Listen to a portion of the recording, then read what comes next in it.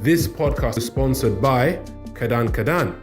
Kadan Kadan is a new groupage app that allows you to share space within a shipping container so that you can save costs when it comes to your logistics and transportation. Visit kadankadan.com to learn more or visit the Instagram page Kadan Kadan Official. Good morning, good afternoon, everyone. This is Malobi from the Kadan Kadan podcast. And today I have a very special guest from South Africa. So I'm really excited about this one because we haven't had many guests from South Africa. Today we've got Ken, who's going to talk to us about Banhoek, his company.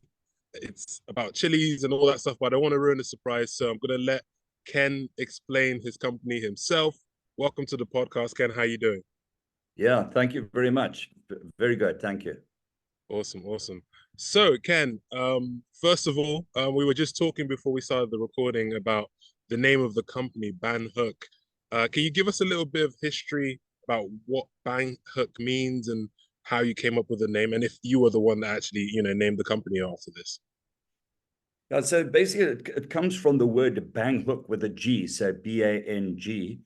And that means scary corner in Dutch. So a couple of hundred years ago, when the Dutch were in charge of the Cape Colony, the French Huguenots were fleeing. But they were being persecuted by the Roman Catholics, and they came to the Cape. Some of them came down here to the Cape, and the Dutch gave them an area called Franschhoek, which means French corner. And but to get there, you had to go through this little valley, and this little valley, which was quite tight, had all these wild animals like lions and elephants and everything. So they called it Banhoek, which means scary corner, because whenever you went to go visit the French, you had to go through this scary little valley. So and we lived in the valley at the time. Our business is still based there, but we lived in the valley at the time. So when we were trying to come up with a name, we just said, well, this is our origin, this is our home, so let's call it Banhoek. And it plays a little bit into chilies, scary, a little bit scary, but not too scary. Yeah. That's a really interesting story. And, me, myself as a Nigerian, I didn't really know that, there was French people that at any point that came down to South Africa. So that's a little bit of history for you guys listening up. So can you tell us a little bit about what your company is, what you guys do? I know you mentioned the chili stuff, but can you kind of explain more about your company? Yeah, well, maybe a little bit of history on that. So weirdly enough, I'm not a massive chili sauce fan, and but I love things like wasabi and chili oil. The real issue is, and that is that there's no, call it a Tabasco of chili oil out there in the world. So over the decades, I've become really frustrated that I've never been able to find a go-to product for chili oil. And then about 5 years ago, my brother-in-law is a real foodie. We call him Walter White. And after Breaking Bad, I don't know if you've seen that series, but we call him Walter White. And I was complaining over one Sunday lunch, and he said, but I can make it for you. And I was like, what, really?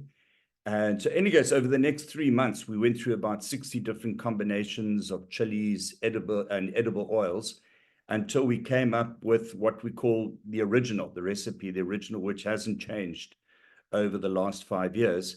And initially it was just for ourselves. And then what happened was his friends would come around and they'd ask, can we make some for them? And then friends of friends would ask. And at the same time, my kids were teenagers now. So I wanted to teach them a bit of entrepreneurism. So I said, why don't we make a little business out of this? We'll put it in the garage. We'll set up a website, teach them how to set up websites and bank accounts and set up companies, etc., and marketing and sales and whatever. And after about 12 to 18 months, I realized, hang on, this has got the potential to become a global product, because there is no global brand for chili oil like you see for Tabasco for chili sauce.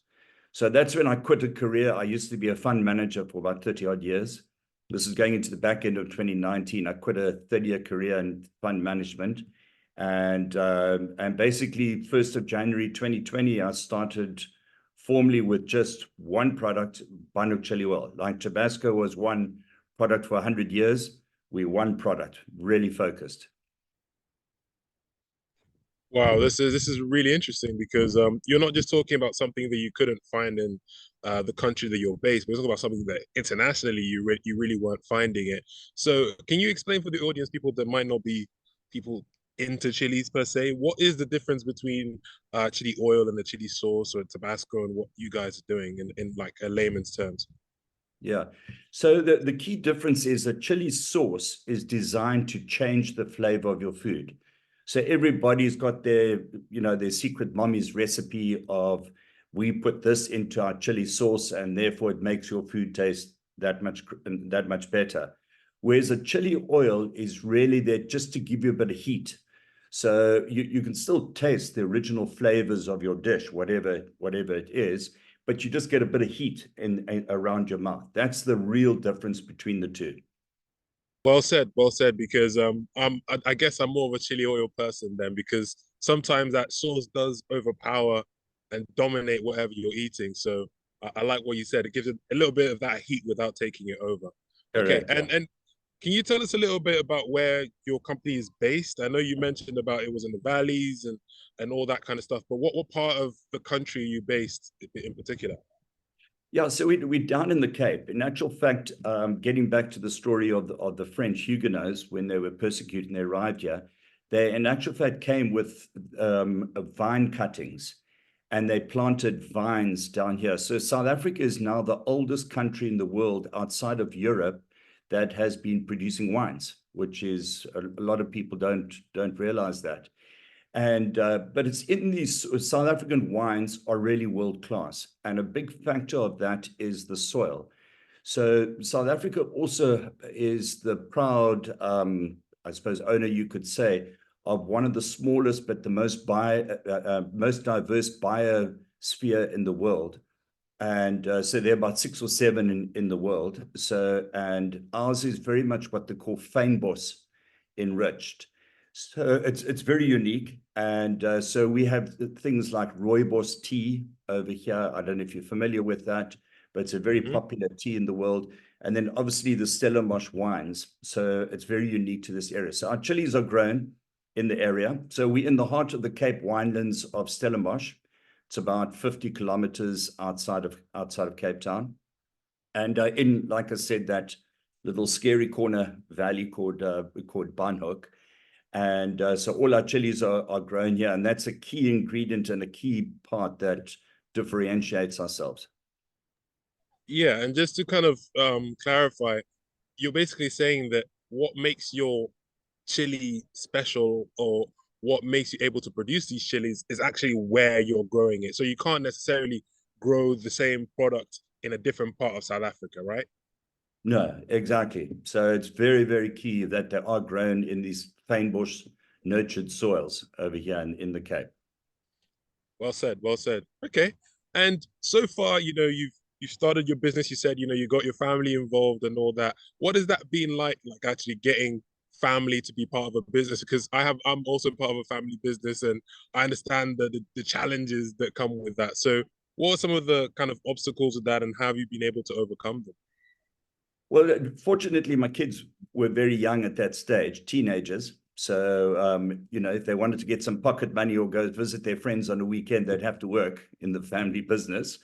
And but well, now they've only the eldest has only now just finished university, and I think it's very important. I think for children, well, in my view, that they go out and make it in the world on their own for a while, and then bring that skill set back to the family business at some stage in the future.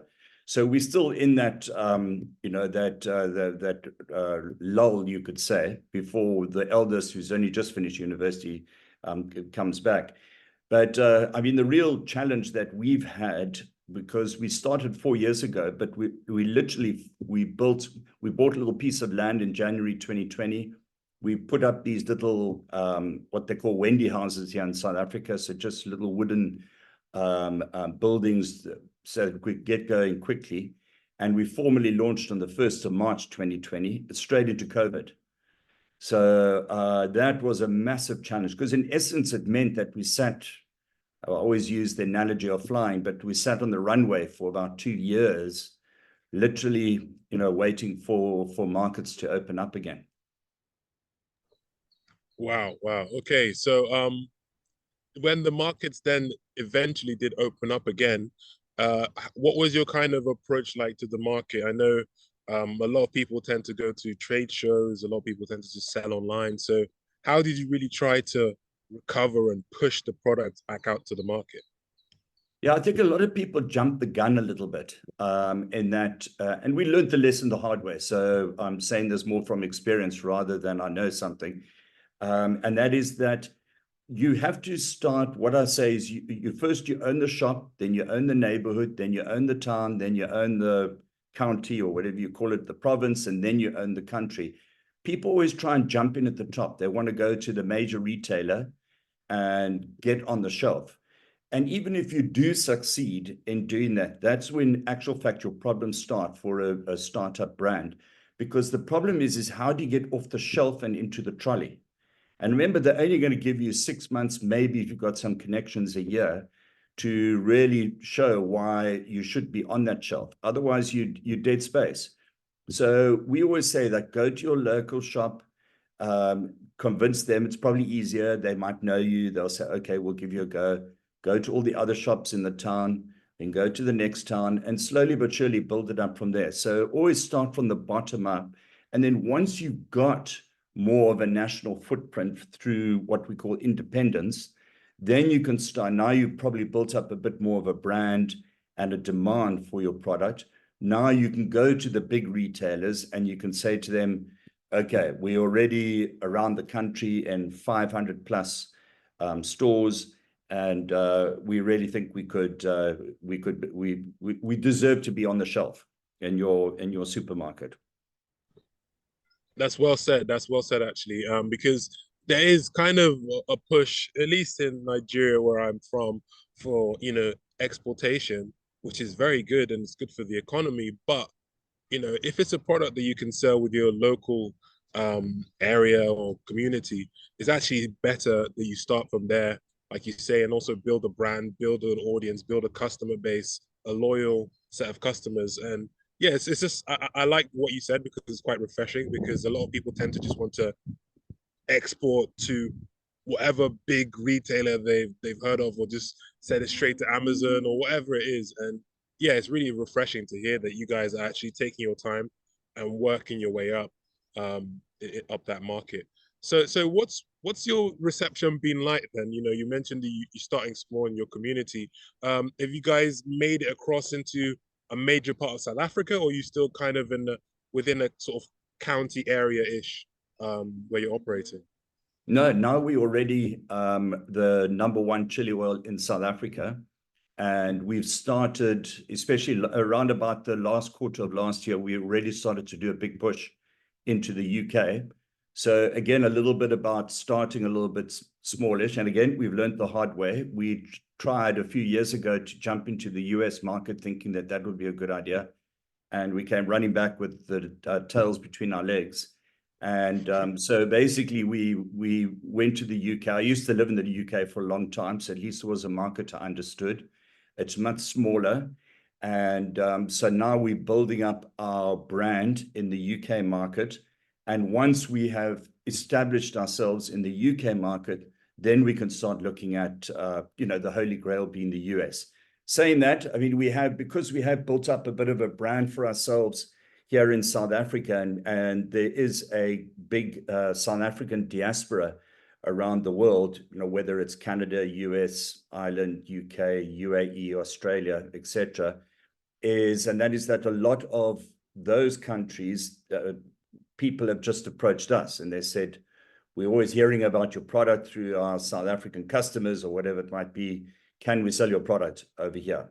And then we say, fine, but we're not putting any marketing effort or anything behind it, because all that'll happen is then you spread yourself too thin. Wow, that's a good place to get to actually when your customers are actually selling on your behalf and advocating for you essentially. Essentially your customers become your marketers, which is a great place to be. Absolutely. Okay, just before we start, rounding off, I just wanted to ask you a little bit more about more of the operational side of things. Now, obviously, like you said, you make chili oil, but I understand there's obviously the kind of processing. You did a bit of product development.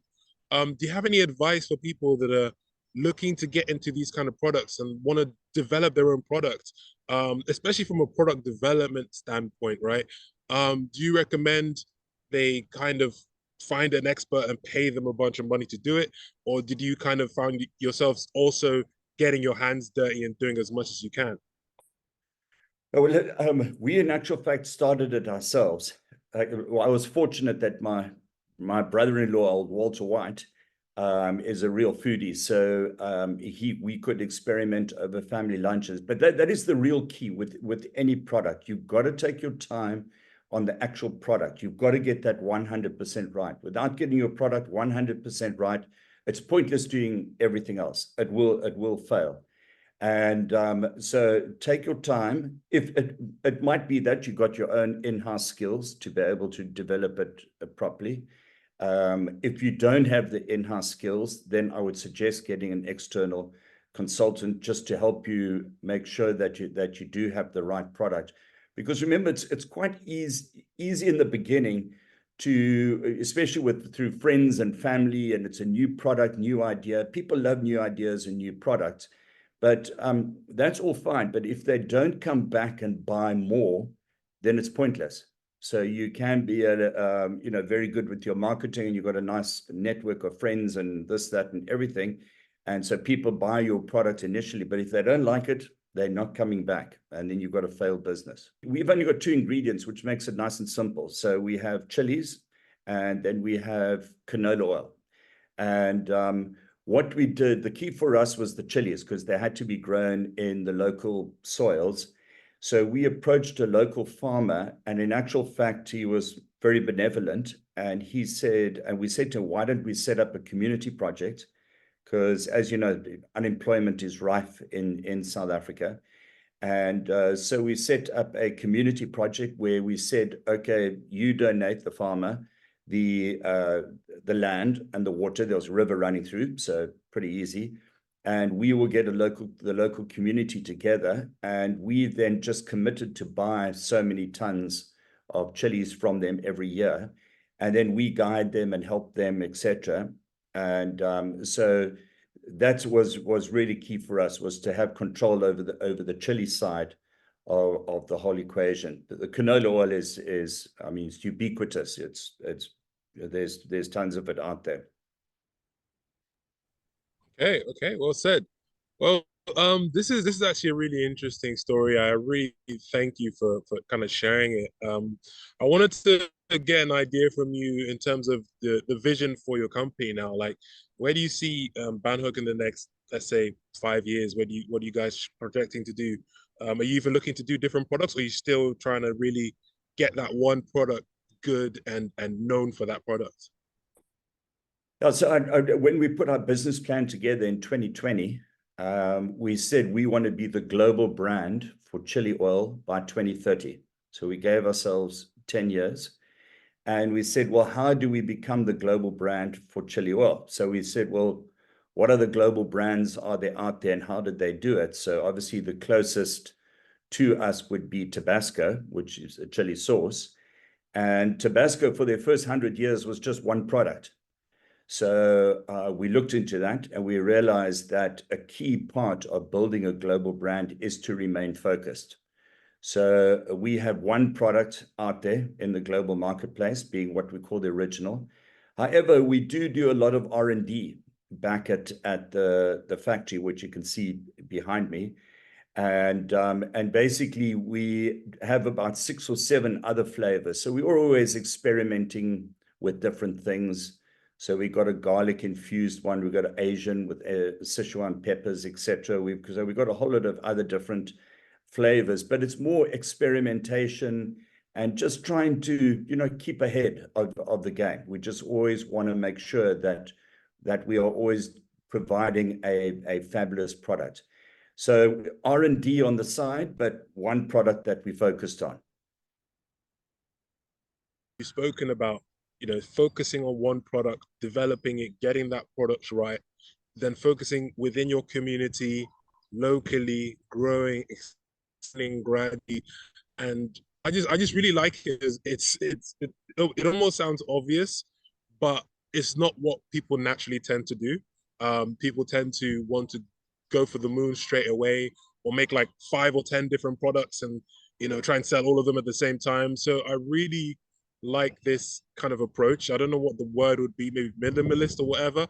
And I think that the listeners will really appreciate and benefit from listening to this. So thank you so much for joining the podcast. And before we close things off, can you share your social medias and how people can reach out to you if they want to get a hand of your product?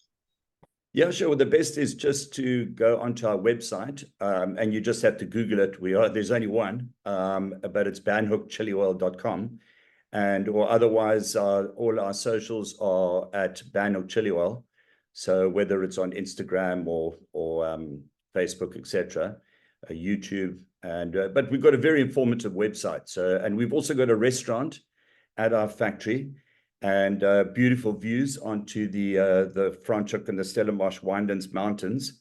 And so we'd love to host you or any of your listeners when they come down to the Cape Winelands. And but thank you very much for having me on your show.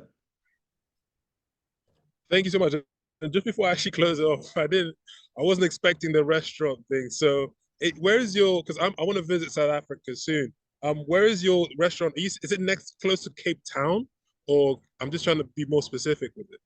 Yes, yeah, close to Cape Town. It officially falls under a little town called Stellenbosch, which is call it the Napa Valley of the Cape Winelands.